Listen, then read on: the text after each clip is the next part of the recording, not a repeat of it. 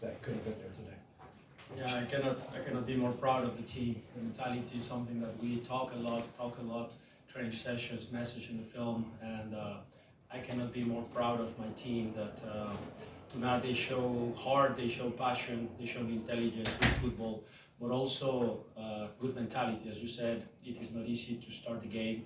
Actually, I think we start very well the game, and then in probably in a kind of casual play, we concede the first goal, and then coming back, we start with some nervousness, but then we came back with 3 goals in the first half, and even in the second half, because it's not easy again, a PK, for us always PKs, when they kick shot, it's not a PK, for us it's always a PK, so we concede that PK is 3-2, and that moment is also a moment of pressure, and we were able to handle that, and then coming back in the game with 2 more goals, and we closed out the game.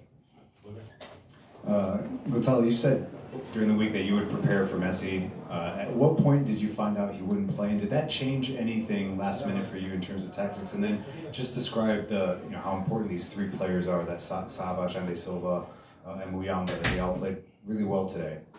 Well, I checked your Twitter account to know that he wasn't coming, and the pizza and the tomatoes and the pizza and all that. But honestly, we were planning, like I told the players, yes, it is Messi, it is Jordi Alba, it is Farias, Busquets, Tata Martino. I mean, Joseph coming back to the bench. I mean, a lot of things that are go out there in the atmosphere, and everything seems to be about Inter Miami, about Messi, about all that.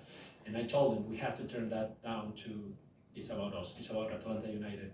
So in that sense, I told them we have to play our way. We won't modify a thing because it's Messi, because it's Inter Miami. We'll play our way.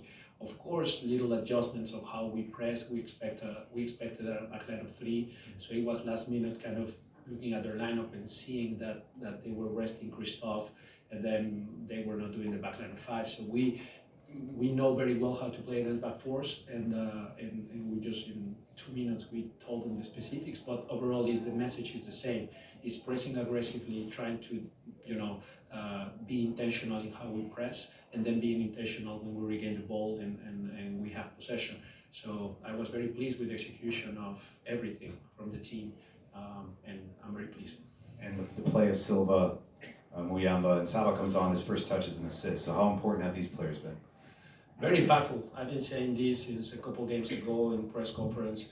Kudos to the front office and the scouts. I think Carlos, they've been doing a great job. I think I've been witnessing this process in data since the process filtering the best players in each position, different continents, scouting in different continents, and also looking at the personal aspect of them, their culture, how they behave as human beings, how they are in the locker room. So we are asking questions to people that we know, and then the final stage of picking the right player out of the best 3, best 4, and then making it happen. So it's a lot of process that now we are enjoying many good players, good human beings, and good leaders. And I think that's a good combination for signings, and they're impactful. So in the last part of the season, it's good to have that.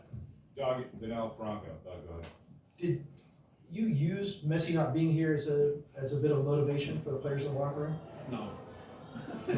They think they can win without Messi. Maybe that show them kind of. I mean, you never know what could have happened if Messi was on the field. Of course, they would have been probably better, but I think that the mentality of the team was such as that I think we still could have gotten a good result with Messi. I feel that way. I don't know.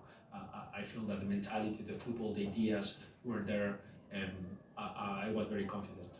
Yeah. Coach, talk about how well Caleb Wiley played tonight.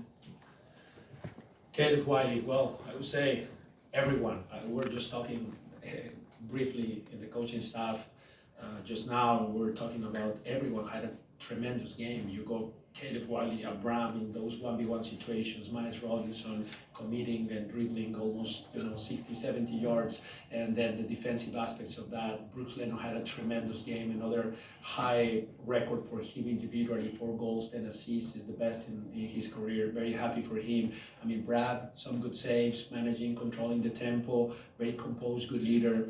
As a team, I think we did great. 7 assists in 1 game is a big achievement for the franchise. And then Thiago having 15 assists, is the number 1 in terms of assists in one single season.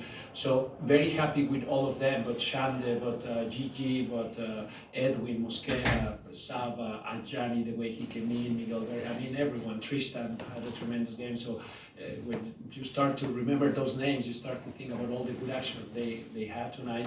So it would be very unfair for me just to highlight one, because it was a team effort. It was a very good performance by everyone individually and collectively. Joe, Jarrett, and Franco will come back to you. We skipped, unfortunately. Joe, go ahead. Gonzalo, congratulations on the win tonight. You talked about the players and what they've added to the team. When you get this kind of win, when you're kind of pouring the goals on at the end in front of 70,000 people, does that potentially give you just a springboard to go forward through the rest of the season? What do you mean? Like, Just in terms of the confidence of the players and how they feel when they take onto the pitch on this big pitch in this big stadium. I mean, yes, it gave us probably tell us that we are heading in the right direction. I would say that. Now, the job is not done at all. Like, we're still not in the top 4. Still, we are not for sure in playoffs. I mean, there are still many things to do. Some teams have a couple games ahead of us, so we still need to catch up in a few. Tonight we're going to enjoy for sure, because it's been a fantastic night for us, for the fans, for our families, for the staff. And today we are going to enjoy. Tomorrow we'll all be preparing for DC, the players recovering, training, us as a staff preparing for DC United away. But of course, it's telling us that the team is going in the right direction. Jarrett? Coach, you're playing against a team tonight with Miami that likes to control the game with the ball the way you do. How happy were you with the way the team was chasing that 4th goal to put the game away, but not getting overextended and putting themselves in too much danger? Yes, it's a very good point, yours, because we've been discussing with the team, with the players always. Once we get a little bit of an advantage in the game, what's the best way to sustain that advantage and get the 3 points actually, because Dallas, we were winning 2-1 and then they equalized on us, and Cincinnati, we're winning 1-0 and then we lost the game. So we've been talking about those things, and of course the clean sheet mentality. Today we didn't achieve it, of course, but for me they were too casual. The goals, the chances, I don't think they create enough chances like we did. But I think the team was very solid defensively as well. But at the same time, we're always talking about the best way to get that, to sustain the advantage is to increase it.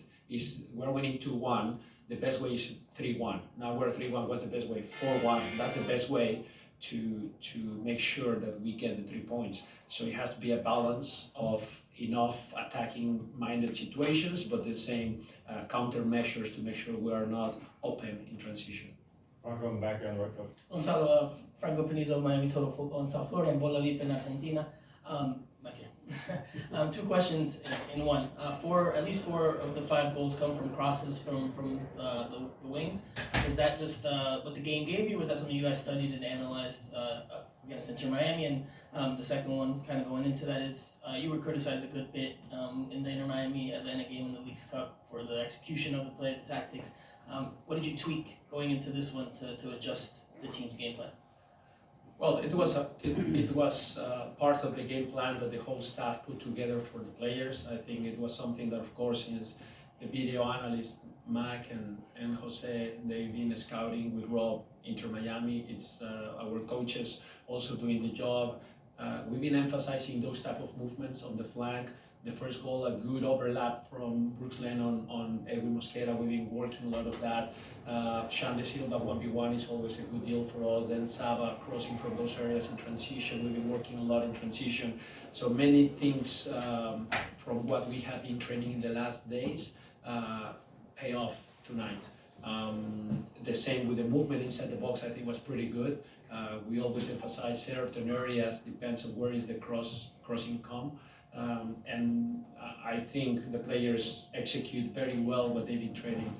But it was not anything really specific about Inter Miami. It was also the way we want to attack.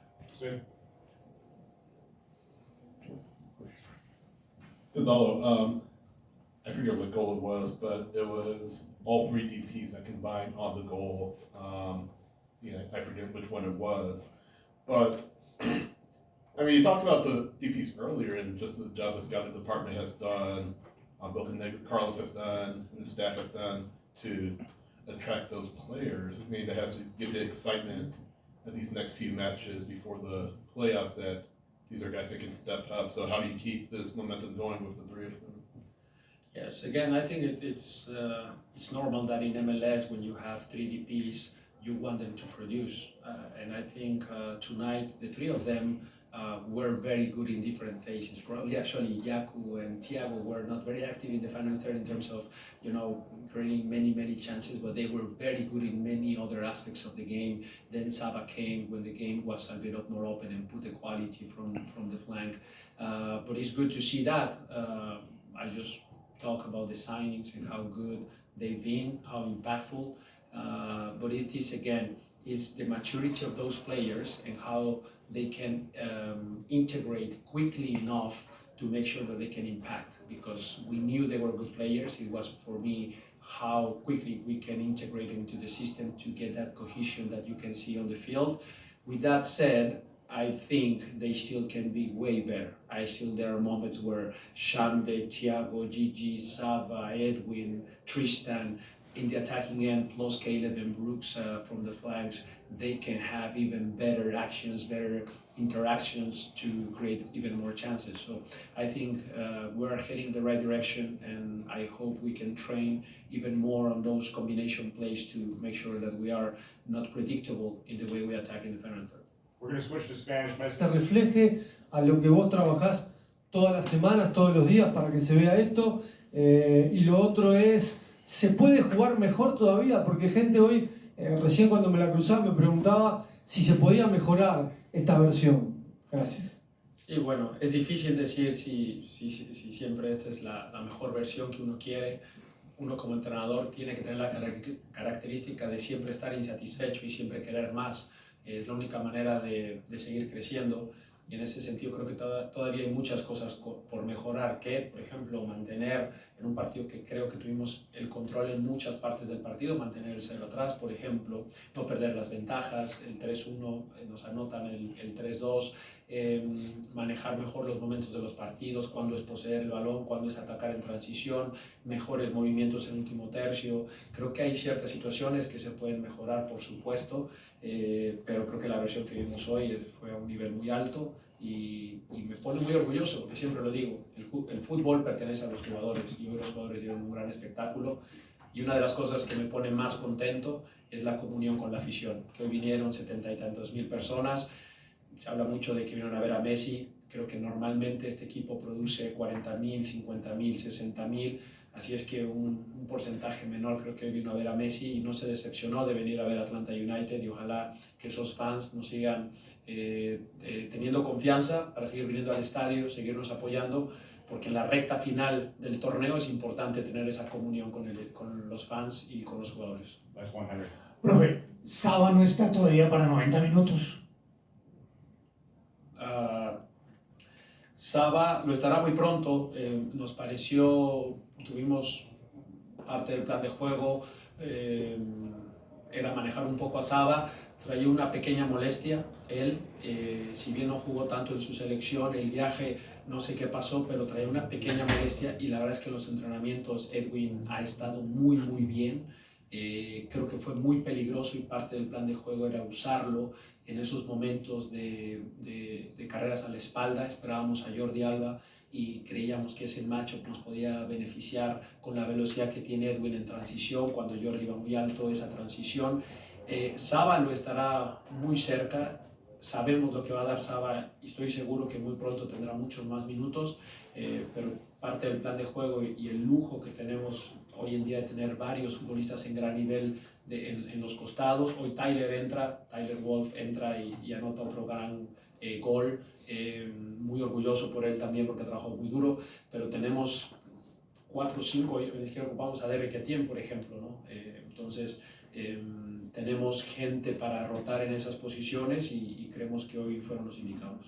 Thanks, everybody.